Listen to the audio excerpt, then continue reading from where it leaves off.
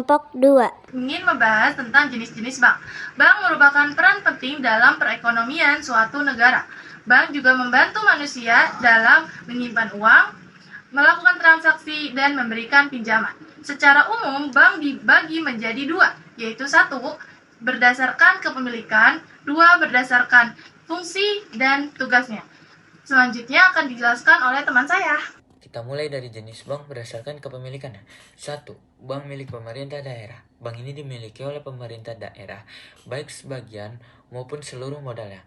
Contohnya, Bank DKI, Bank Jabar, Bank Jateng, dan Bank Papua. Tujuannya untuk membantu pembangunan daerah. Kedua, bank milik negara. Bank ini dimiliki oleh pemerintah pusat. Tujuannya untuk meningkatkan kesejahteraan masyarakat. Contohnya Bank Mandiri, Bank BNI, Bank BRI, dan Bank BTN. Ketiga, bank swasta nasional. Bank ini dimiliki oleh pihak swasta dalam negeri. Contohnya Bank Sentral Asia yang bisa dikenal dengan Bank BCA, Bank Danamon, dan Bank Simniaga. Keempat, bank milik asing.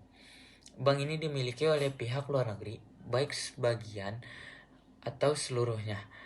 Contohnya Bank Citibank dan Standard Chartered. 5. Bank campuran. Bank ini dimiliki oleh pihak swasta, nasional, dan pihak asing secara bersama-sama. Contohnya Bank INZ Indonesia. Nah, itu adalah jenis bank berdasarkan kepemilikannya. Saya akan membahas tentang jenis-jenis bank berdasarkan fungsi atau tugas-tugasnya. Langsung saja kita bahas pembahasan pada kali ini. Yang pertama, ada yang namanya yakni bank sentral. Bank sentral adalah bank yang bertugas untuk mengatur, menjaga kestabilan sistem keuangan negara ini, yakni negara Indonesia. Dan di Indonesia ini bank sentral biasanya dikenal dengan Bank Indonesia, ya.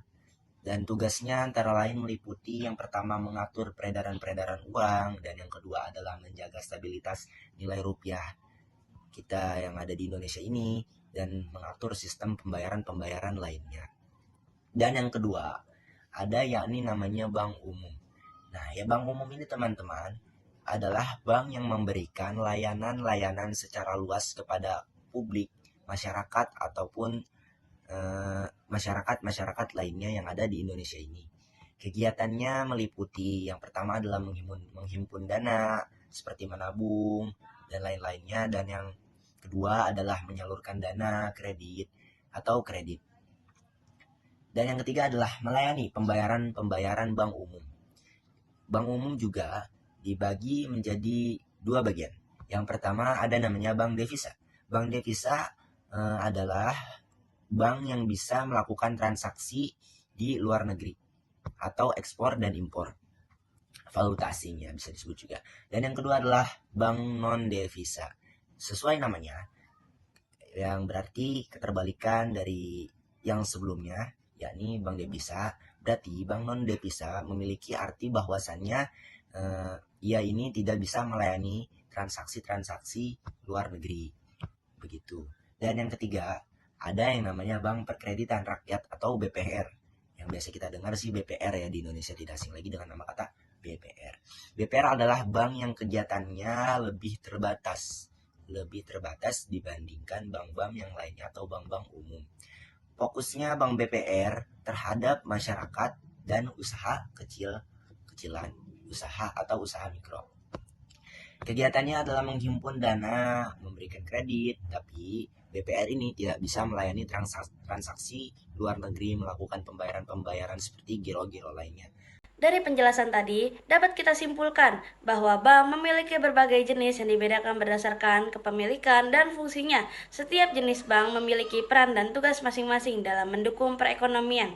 Dengan adanya bank, kegiatan ekonomi masyarakat menjadi lebih mudah, aman, dan efisien. Sekian dari kami, terima kasih sudah menonton, semoga materi ini bermanfaat.